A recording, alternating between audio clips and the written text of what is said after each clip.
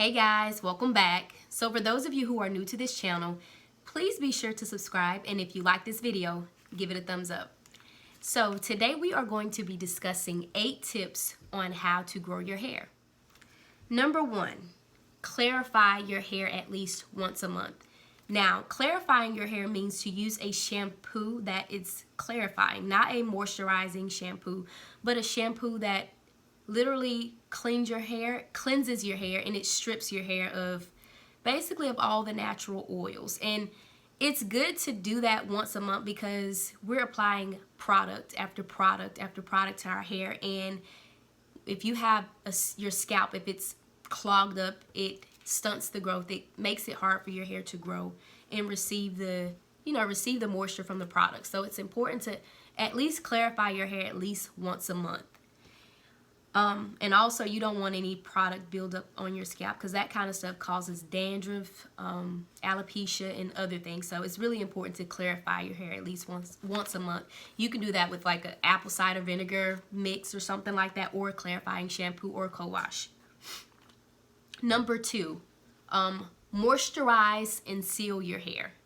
What do I mean when I say that? Like when your hair is freshly washed, what you want to do is, when you're styling it, apply some kind of leave-in conditioner or curl cream, but you need to make sure your hair is extremely wet. So number 1 thing is, our hair loves water. You want to make sure you're using water as the base of any time you're styling your hair. You want to make sure you're drenching your hair with water if it's not already soaking wet. So you want to apply leave-in conditioner or curl cream, and then sealing. Sealing means to use some kind of oil to apply after you've put all that moisture in. You want to seal that moisture in with a oil. And an oil that I really like to use is like a black castor oil. Some people use avocado oil, grapeseed oil, tea tree oil, and I like tea tree oil too. I actually use that too. So you can use different kind of oils to seal. Number 3, protect your hair. So at nighttime when I get ready to go to sleep, I use a satin scarf and a satin shower cap to just to kind of protect my hair from cotton sheets, because any cotton sheets that you lay on your hair rubs against it and cause friction, and that causes your hair to knot up, and it just makes it easier for your hair to break off because that cotton really sucks the moisture out of your hair. So it's really important to protect your hair when you're going to sleep at night. And also with protective hairstyles, like it's really good to wear protective hairstyles, so that way you can keep your hands out of your hair. The more you not manipulate your hair, or the less you manipulate it, the more it will grow. Let me use this example. A person who has dreads, they rarely do their hair, and that's why you see a lot of people who have dreads, their dreads are really, really long. And so it's just important to keep your hands out of your head and just let it grow. And I forgot one more thing, guys. If you're not really into wearing a shower cap or whatever, a silk pillow is also a good thing to invest in. I do it all. I do the satin scarf, the shower cap, and the silk pillow because I want to make sure my hair is not dry. My hair is just it's a different kind of hair, and so I have to do the necessary things to make sure it's not breaking off or dried out. So I use everything. Number 4 is no heat. No heat. I think it's okay to flat iron your hair or put heat to your hair at least once or twice a year. I haven't had my hair flat ironed in about 2 years. And now when I want to wear my hair straightened, I normally wear, like, I have a wig, and so I put her on when I want to wear straight hair. And so like I said, I don't think there's anything wrong with putting heat to your hair. Just don't do it so often.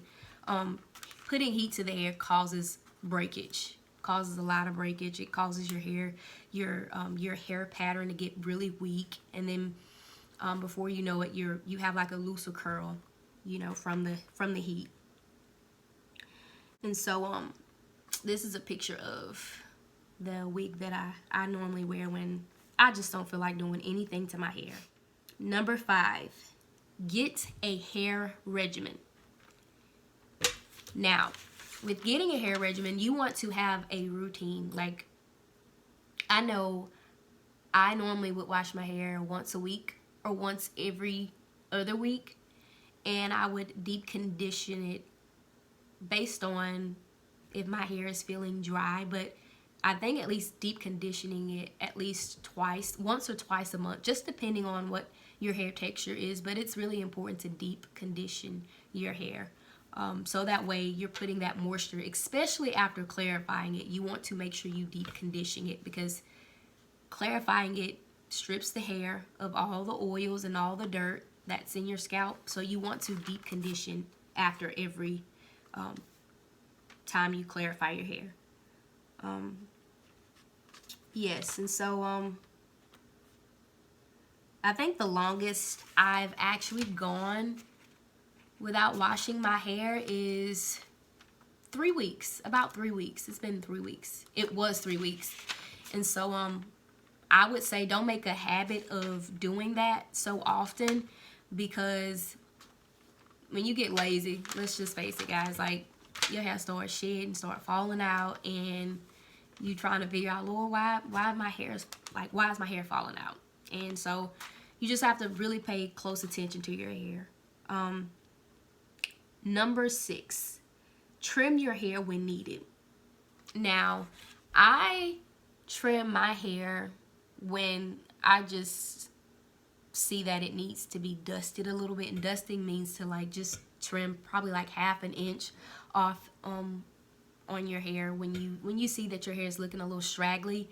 I do that. I don't do it very often, but if you don't know how to trim your ends, I would recommend for you to go somewhere to professional and get your hair cut or trimmed professionally. But it's really important because, you know, we have knots and different things that that causes breakage, and if you have a split end, that split end can split all the way up to the hair shaft and to the cuticle, or to the where your hair is growing out of, and it just can do some damage. And that's why a lot of times people see a lot of shedding. I know that's what I was experiencing when I first went natural. Like, I had a lot of shedding, and I honestly didn't know what I was doing. I was just I was winging it. And so I just, you know, got acquainted with getting my hair trimmed when it needed to be trimmed, and I would just trim it myself. And so that's what I did. Number 7, drink a lot of water. Now, if you're not the type to drink water, that may be very well a reason why your hair is growing, because water keeps your hair hydrated. I don't care how much water you put on your hair. It's important for you to drink water. Our body is made up 90% of water, and we need water too for our body and our hair to thrive. So drinking water is a necessity too. So you want to make sure you're drinking some water. Number 8, which is the last one, take vitamins if you aren't eating foods that have omega-3s and fatty acids. It's really important. That stuff is really good for you to take because it really encourages growth. And so I know when I was pregnant and I was taking multivitamins, y'all, my hair shot up. Like, it was big, it was flourishing. And then after I had my baby and I kind of slacked up taking those vitamins, y'all, I just went bald. Like, my hair started shedding, and even around my edges and the nape of my head, like, my hair was just falling out. And it was because I was breastfeeding, and I wasn't putting those vitamins back into my body that encouraged my hair to grow. And so yeah, make sure you're taking vitamins. I know that I actually used biotin, and you can choose any other vitamins that you would like to, but biotin really works for me. And it has done a lot with my hair. Now I do feel like that since I've had a child, like my hair isn't like how it used to be. Like I don't know. I just know that with the breastfeeding journey, I know that I noticed a lot of changes, and my hair is still growing, but like I said, it kind of slowed down a little bit to me.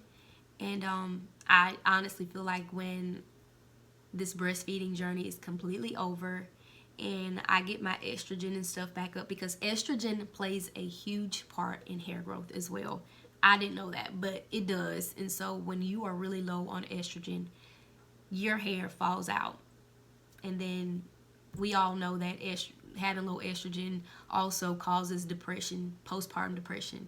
And so I can be honest with you guys and tell y'all that that's something that I'm currently dealing with. I deal with it from time to time. Some days I have good days, and some days it's just like blah, but all is well. And so yeah, so I hope you guys enjoyed this video, and I hope you really enjoyed the information. And so again, for all of you who are new, please be sure to give this video a thumbs up if you enjoyed the video, and please subscribe.